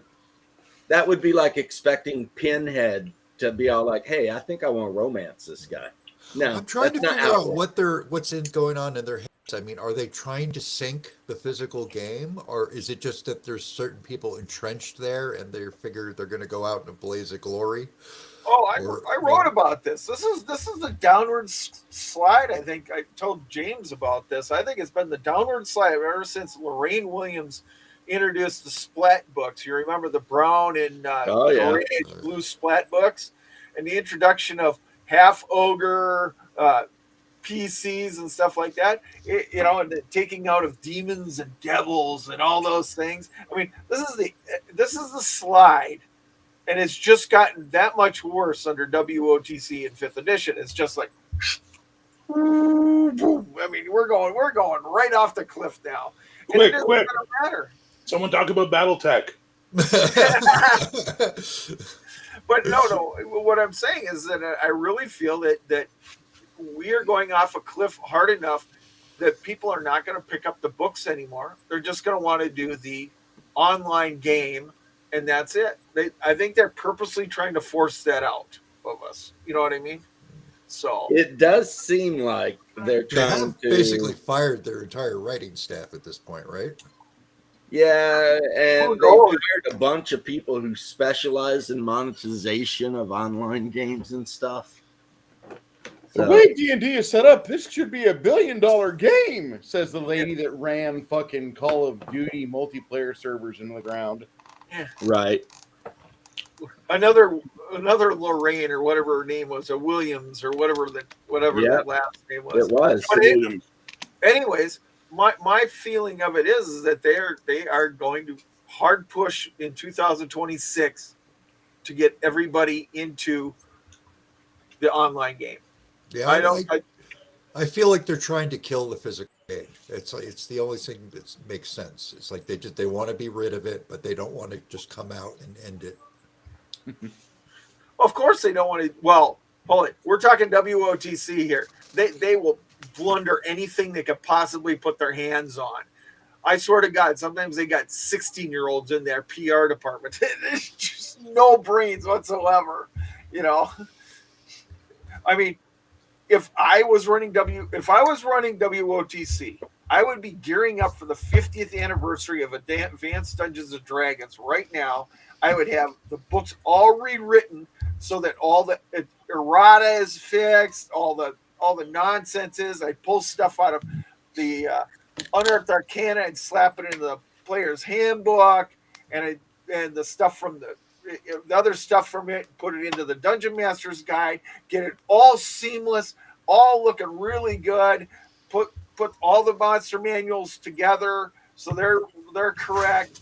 Pull stuff out of the Dragon magazine, monsters and stuff like that, and maybe make another Arcana thing, and then re-release it at a 50th anniversary.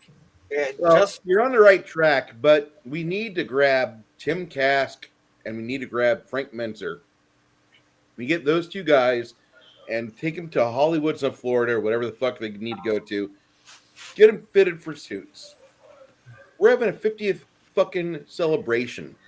yeah. These two guys were there at the start. Make it fucking happen to where they are thanked and celebrated. Yeah, it's not going to happen. Not going to happen. Frank and Tim are at each other's throats. They just don't like each other. Come on. No, Even if they're dicks, I don't give a shit. It's just not going to happen. And it just They're no. founders, just like this fucking miniature should be jacking you guys back to your fucking 9 years old in front of the fucking TV set. Like, oh my god, that's Tiamat. They're Yeah, gonna die. You yeah. know, the kids are gonna die.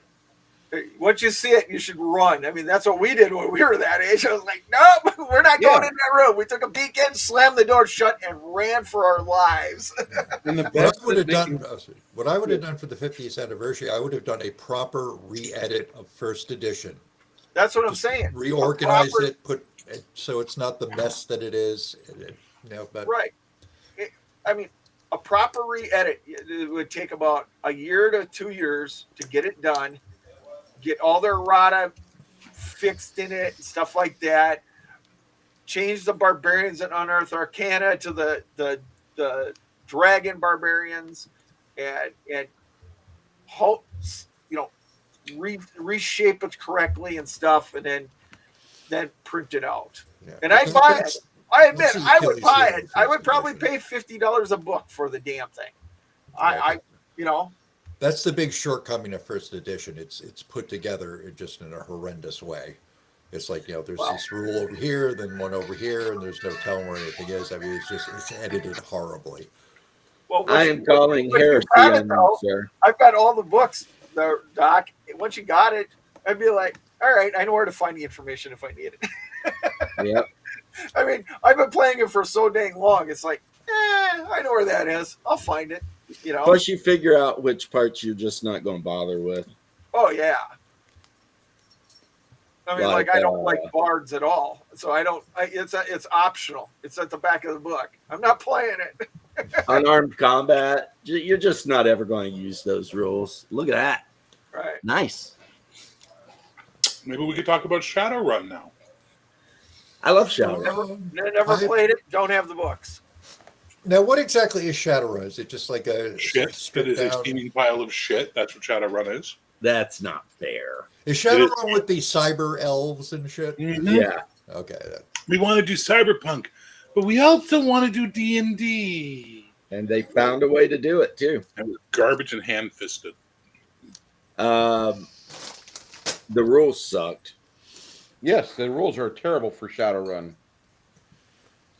But if you play like second or third edition, it's manageable, and it's actually kind of fun, because it's the year 2054, some shit, and all hell's broke loose, and Because somehow native magic made D&D real. well, it's all based on the Mayan calendar or the Aztec calendar. Which has nothing to do with elves and dwarves and orcs and dragons. It kind of does, though, No, it kind of doesn't. in D&D or in Shadowrun. Because Yeah. what happened is it's the fifth world, right? And in the fifth world, magic comes back. During the fourth world, there was no magic. Sure. And God only knows what third world was like. But basically, one of those worlds, one or two, was Earth Dawn. You see what I mean? Earth Dawn's in the future, not the past. I thought Earth Dawn was like the first age. No, no, Earth Dawn's the future, isn't it? Maybe. Post everything. Maybe. I mean, it's in the same Wait, world. Earth Dawn's as shit Shadowrun. too, so you're not making the case by bringing Earth Dawn into it. Fuck. But anyway, pretty much some genetic bullshit started happening, and some people started giving birth to orcs and dwarves and shit. Because, real world magic leads to bullshit fantasy magic. Was it like Well, because DNA was activated that had been repressed. For What I'm saying is, if they hadn't put the D&D bullshit in and just stuck to real legends and real world stuff like Norse mythology, Celtic mythology, things like that, it would have been a far superior fucking product. Instead, it's absolutely. like cyberpunk D&D. Maybe. I mean, they did put a lot of Celtic stuff in there, like the whole country of Ireland is Tir na Nog, and it's ruled over by the elves, and they're basically dickheads.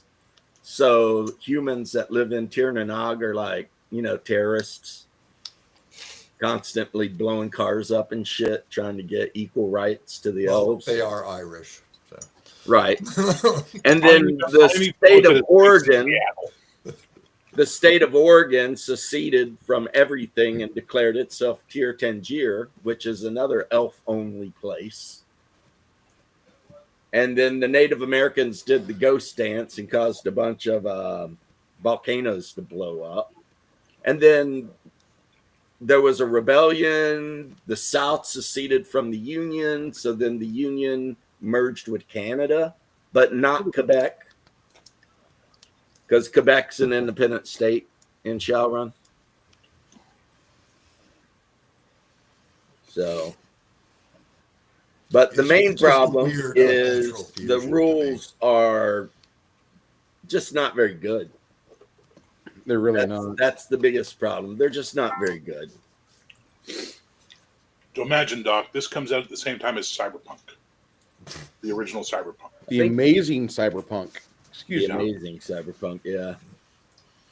Yeah, I only played think a little of Cyberpunk was out but I way really before liked it. Shadowrun, honestly.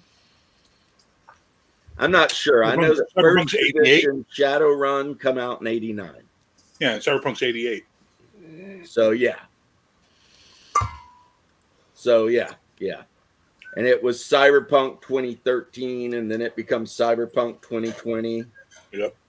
And now it's Cyberpunk Red, which is like 2050 something. And then the video game is 2077. Yep. Which is after the Red. But yeah, I mean, I like Cyberpunk an awful lot too. I mean, I played both. Cyberpunk is definitely your more hard science version, for whatever that's worth. Mainly because there is no magic, there are no demi-humans. There's just you and technology doing effed up things. You know what I mean?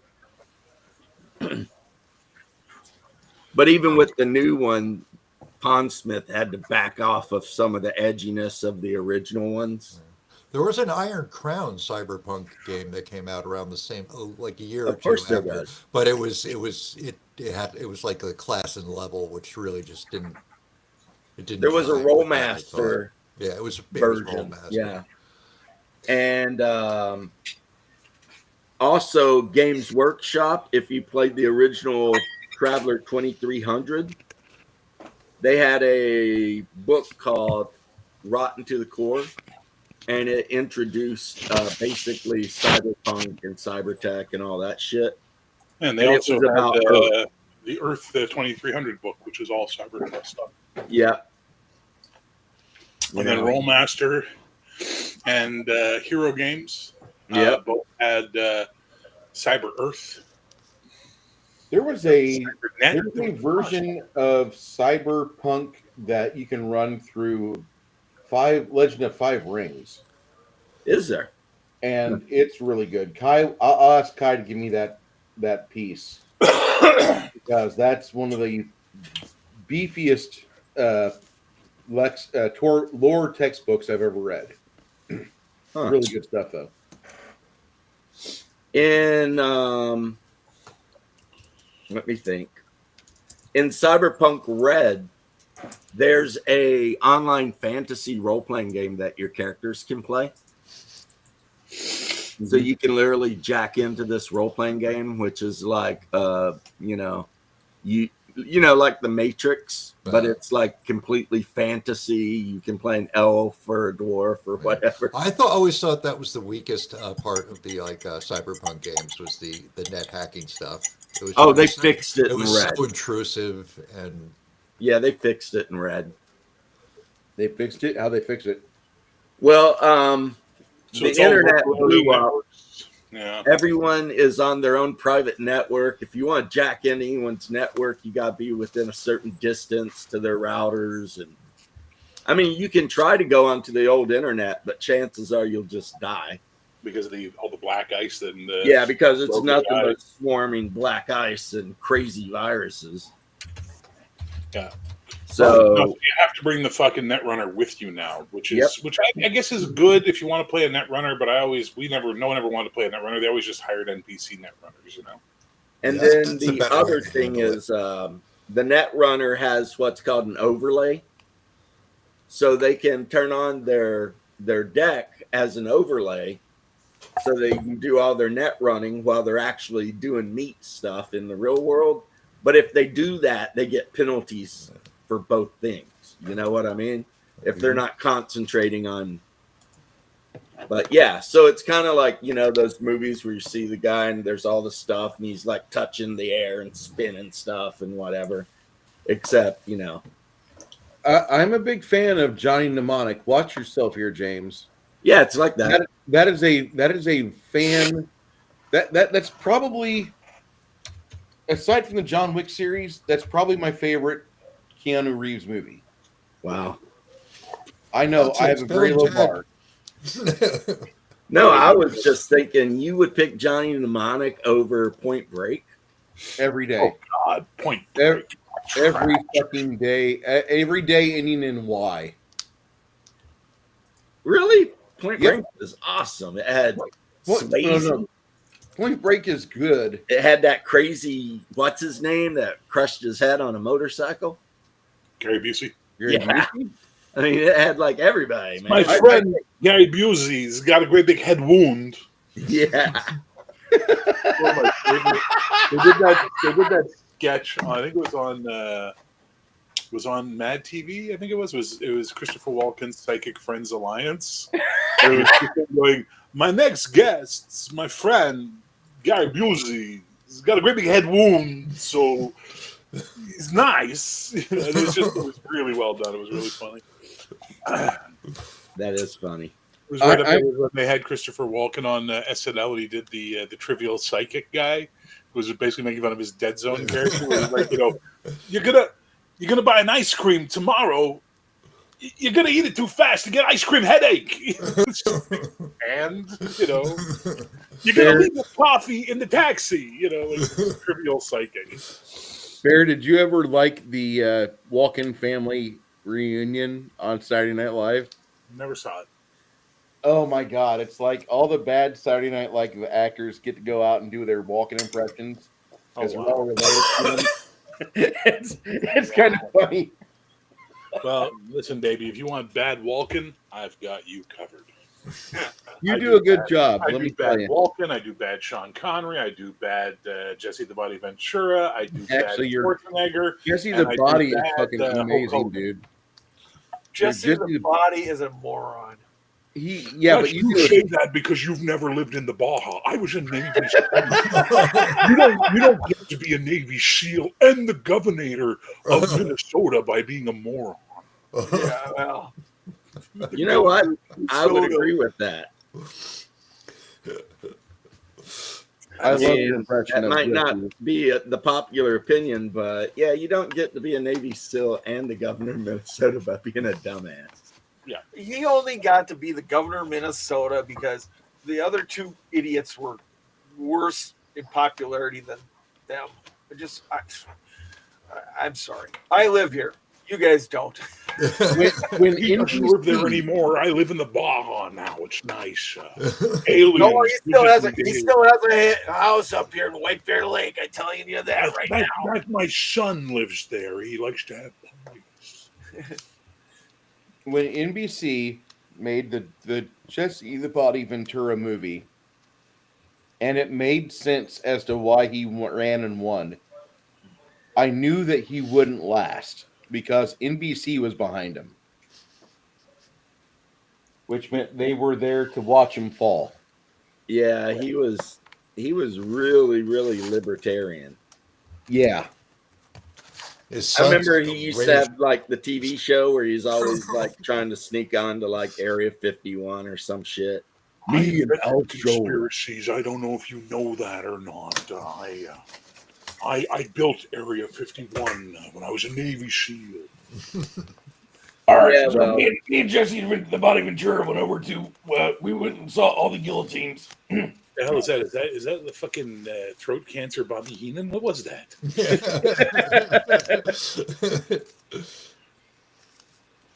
Yeah. He was actually pre-Navy SEALs, wasn't he? There was something else when he Yeah, was he out? was Buds.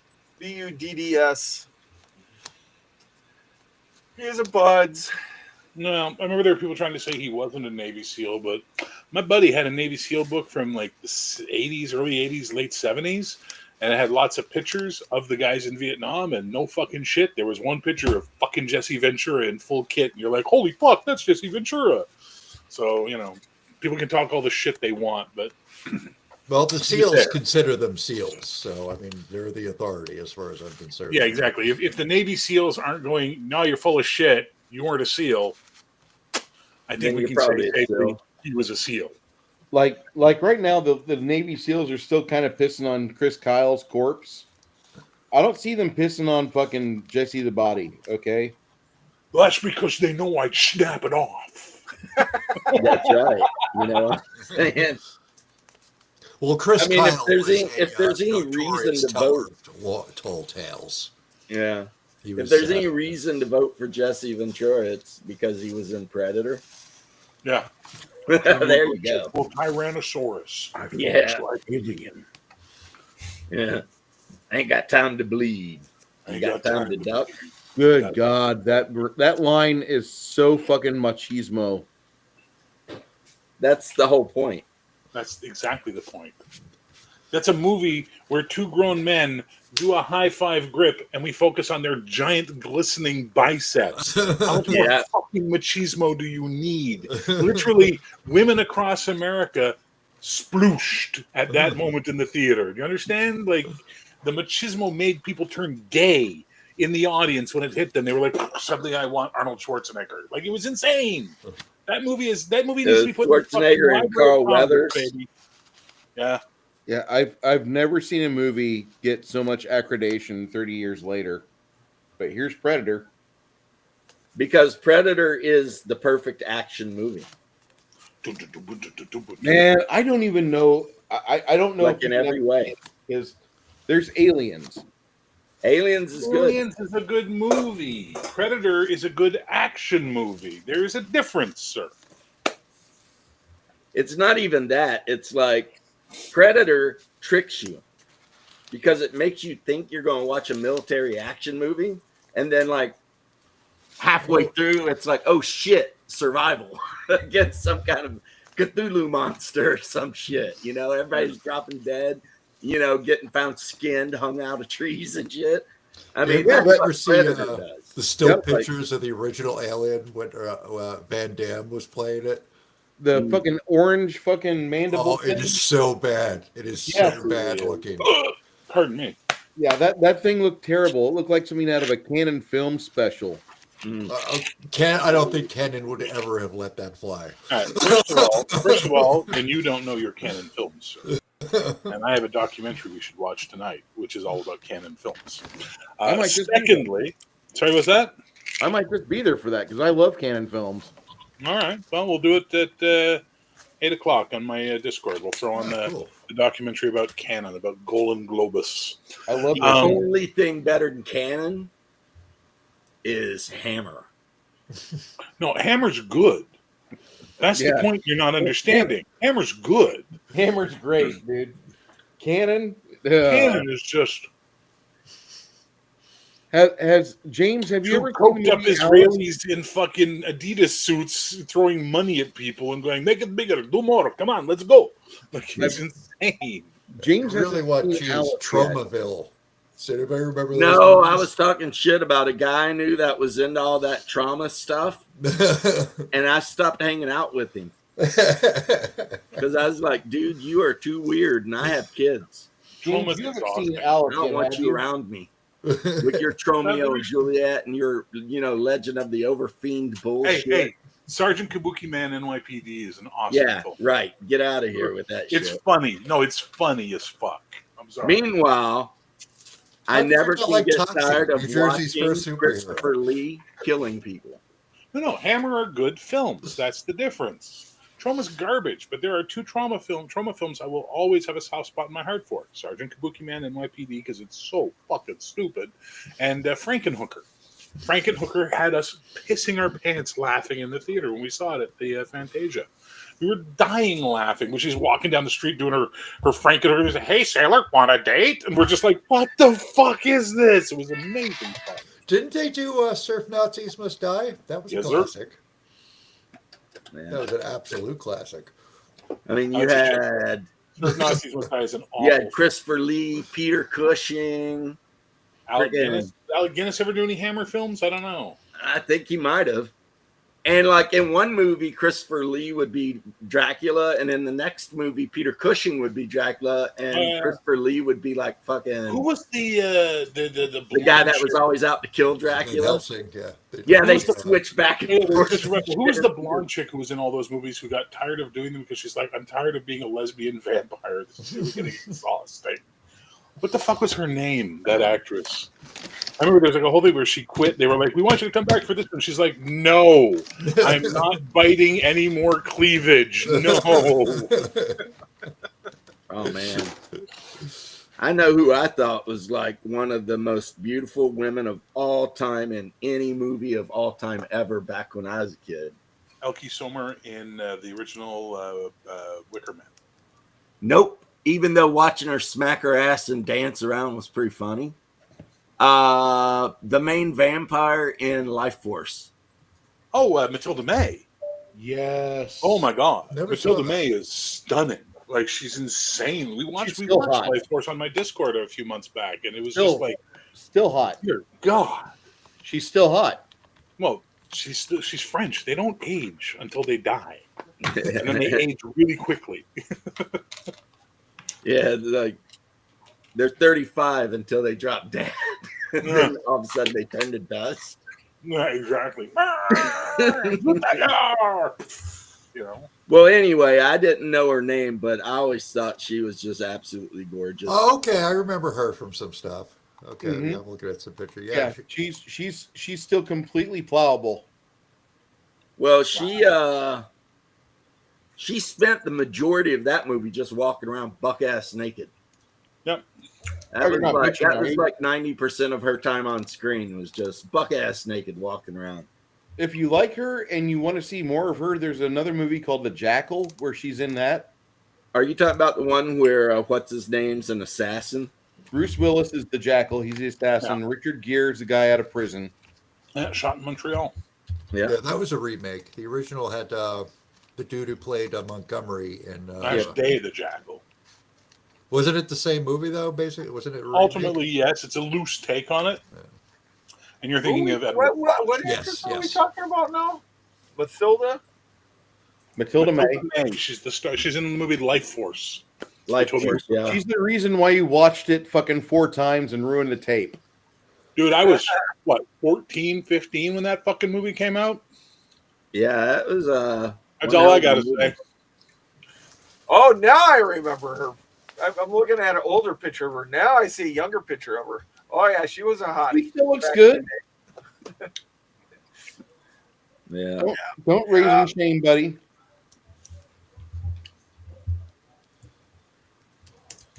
But I don't remember the name of the blonde chick that quit because she didn't want to be a lesbian vampire. I can't remember who the fuck it was.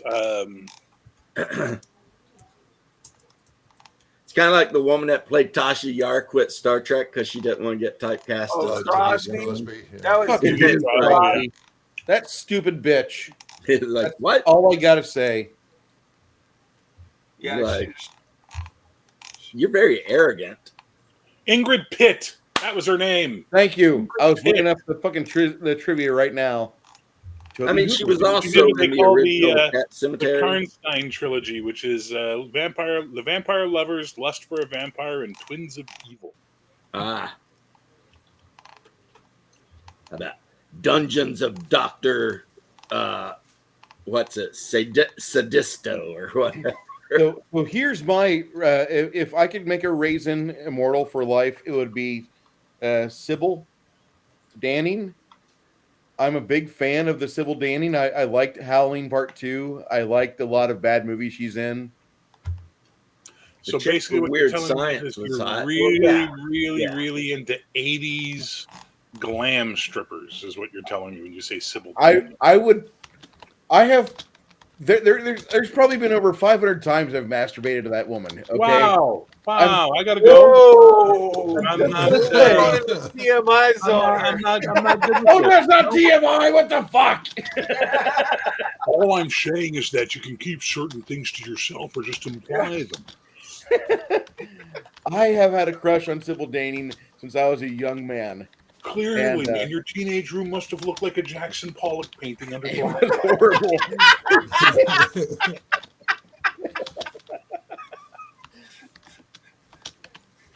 No wonder why your mom painted the walls white. Because you already had the chick from Weird Science. That's Kelly LeBrock. And guess who ruined fucking Kelly LeBrock for life? Steven Seagal. Motherfucking Steven Seagal. You piece of shit. I want to How hear he their ever had bitch a about career, Steven I do not understand. Seagal. I'll pay for this. I don't get Steven Seagal. I don't see how that happened. We used to go watch Steven Seagal films, ironically. Okay, like we went to go see them, like on the what's he gonna pick up and hit people with in this one? Because it was like we would watch. Me and my buddies, we all were like martial artists, stunt guy stuff, and we'd go watch Steven Seagal movies in like the afternoon, and we'd be yelling at the screen, "Don't pick that up! He's just gonna take it away from you and hit you with it." Oh, there it is! You know, like it was watching Steven Seagal hurt stuntmen because he'd change choreography on the take and shit. Like that guy's a piece of human shit. Isn't Steven Seagal living in Russia now? Yeah, he's best buds with Putin. Until I thought Putin he finds was out his real living in name is New Orleans Steven or something, Seagal, being a but cop. that'll be neither here nor there, will it? Yeah, I I thought he saw was in something New that he Orleans was being a he cop. moved. I could be wrong. I hate. No, that's Steven done. Seagal. The New Orleans cop thing, I think, is done. Nah. Oh, he's got citizenship both in Serbia and Russia. Serbia. Too. It's like I know people from Serbia and they don't want citizenship there. So I don't know why anyone else would. I don't understand why James doesn't like me anymore. Well, last like it says here he's back in Scottsdale, Arizona. Here it says. Oh, well. it's like the first thing Serbians want to do is go to like freaking Kosovo so they can get a job or something. I absolutely love Steven Seagal movies because they're so objectively terrible. They are the When they were worst. always just three words. Oh, and they all Out lined for up. death. Steven Seagal is out for justice. Steven Seagal is a fucking bad actor. You know, like Jesus Christ. Well, here's the thing, though. If you take every Steven Seagal movie that you can think of and you just put the title to the movies all together, it'll just make one long sentence. All right, let's find out. I'm down. I'm down to play Out this for fucking justice game. on deadly ground. Hang on. Here it comes. With Here the it comes. fire I down got below. I got you. I just got to get all his films listed in front of me. All right. Steven Seagal is above the law, hard to kill, marked for death, out for justice, under siege, on deadly ground, under siege to dark territory. Executive decision, the Glimmer Man, fire down below. My Giant, the Patriot, not even the trees. Prince of Central Park, the path beyond thought, exit wounds, ticker, half past dead, the foreigner, out for a kill, belly of the beast, out of reach, Clementine, into the sun, submerged, today you die, Dragon Squad, Black Dawn, I'm only in the mid-2000s, Mercenary for Justice, Shadow Man, Attack Force, Flight of Fury, Urban Justice, Pistol Whip, the Onion movie, Kill Switch, Against the Dark, Driven to Kill, The Keeper, A Dangerous Man, Stop Being a Dick, Machete, Cheap Impact, Born to Raise Hell, Maximum Conviction, Force of Execution, A Good Man, Gut Shot Straight, Absolution, Code of Honor, Sniper Special Officer, The Asian Connection, End of a Gun, Contract to Kill, The Perfect Weapon, Cartels, China Salesman, Attrition, General Commander, and Beyond the Law. Wow. I never saw Stop Being a Dick. Oh, that was a special one. Big thought they were casting a movie called Big Dick, so he went running to be in it. And how did he get this reputation as this martial arts? But his martial arts was less convincing than William Shatner's. No, his martial arts is less convincing than the fucking Black Dragon Demuck technique. Okay? Oh, that's funny. Steven Seagal, my martial arts is I do this really fast and then I punch you in the throat. That's how I fight. You want to fucking beat Steven Seagal? Low kick to the knee. Low kick to the balls. Fuck, the guy has no lower technique. I It's remember all I was watching like a UCF thing way back in the day, and Steven Seagal showed up to watch it, and he had like a hot dog in each hand. He's wearing like pajamas or some shit, and he's just sitting there like in the first row with like, I shit you not, a foot long in each hand, just taking parts. And it's just like, what happened to you, man? You just stopped giving an F at some point in your life. You're just like, I don't even care. Have you not seen any of his past 2015 movies where every shot he's in, he's sitting? No, and then whenever they have a standing shot, it's over the shoulder from behind, so they can use a stunt double. Yep, didn't know that. Oh yeah. Oh fuck yeah. I mean, he was never a martial artist. I like Dean Way. Back in my martial arts phase, it was always like Jackie Chan. Jackie Chan's not a martial artist, and he's the first guy I'll tell you that. He's a fucking acrobat. He is. And a Chinese acrobat. Yeah, Chinese opera. He went through to him, Sammo Young, all those guys. They went through the Chinese opera. Jet Li is a bit more of a martial artist, but he's also technically an acrobat. Real martial artists are guys like Jeff Speakman and who's that other? Speakman was American Kimpo. Don't say Jean-Claude Van Damme. I'm saying no, Jean-Claude Van Damme's a fucking ballet dancer. I know. He is so right when he says that with anger. I know a guy who named ironically his too as well. firstborn son after Jean-Claude Van Damme's character from a movie. Chance. Because my mama took one. It's that is the lamest shit. I have an image for James. If James will look at his computer, I'm trying to share an image. Careful, James. It might be fucking Colombian horse riding girls. Yeah, I don't know. You laugh, Vic, but it happens. Every Saturday, I run.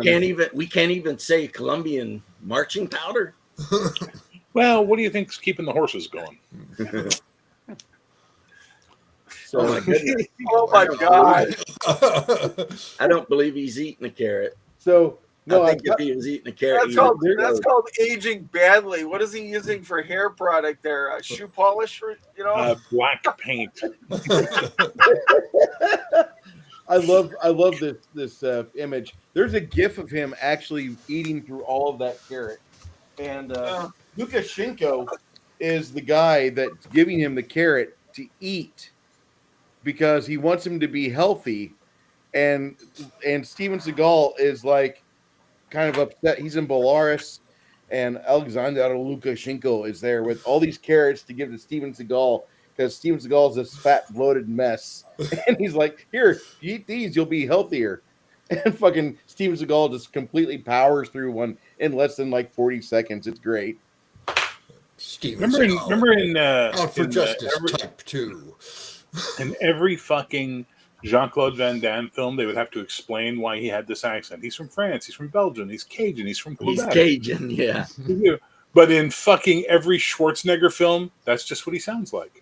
Yeah, they never stopped to be like, oh, and by the way, this Green Beret dude, he come from Austria. Yeah, no, that's just what he sounded like. That's just as I said once before, the best comedian I ever saw was the guy who said, I'm working on my Californian accent because I really want to land some auditions. How do you think it's going? I think I sound like I'm genuine Californian. I can't hold my brush steady when you do that shit. Oh, that's good. Oh, man. I mean, he's gotten old and crazy, but boy, did he dominate the 80s. Man, I'll go back every now and then and watch Raw Deal, Commando, fucking Total Recall, Running Man. I'll go back and watch them, and I'll still have Predator, and I'll have a great time watching those movies. Yeah. You know? Hey, Tony, remember when I said I'd kill you last? That's right, man. You said you'd kill me last. That's right, you did. I lied. What's really funny is in the theater when you saw it, everybody was laughing at the I lied line, so they missed what David Kelly did. But if you watch it on video, watch it and just listen to when he drops, he doesn't go aye or anything. He goes, ooh la la. Yeah. He was even good in True Romance. or not True Romance, True Lies. True Lies is a fantastic film. First time I'm watching True Lies, I'm watching it with my mother, and we're having a great time watching it. And then Jamie Lee Curtis does the dance, and I'm suddenly feeling real fucking awkward watching this family-friendly Schwarzenegger movie with my mom. Yeah, Jamie Lee Curtis in her underwear. Jesus Christ. And then freaking Bill Paxton being the Oh my best God. Bill Paxton he can be. Oh, yeah. He's such a scumbag. That's a good movie. I mean, that's his second best role. His first best role is obviously Hudson in Aliens. Yeah, I don't know. Game over, Have man. you ever seen the movie where he's the father of the two kids that claims he can see demons? Yeah. What's the Oh, name of yeah, that? that was creepy as shit. Because at the end, you never know. You don't. That's the beauty of that movie. Is at the end, you're like, wait a minute. Was he a sociopath or did he Or see were they demons? really fucking demons? Like, you know, like what the fuck? What's the name of that fucking movie? Frailty. Frailty. Thank you. Yes. Yeah. God, he And in deserves the an end, the Oscar one for that. brother lies and says he's the other brother and gets the Yeah, it's FBI it's agent out Matthew there and then McConaughey, kills right? him. Yeah. And you're just like stuck there being like, what the fuck? You know what? But he was great in that too. You're right.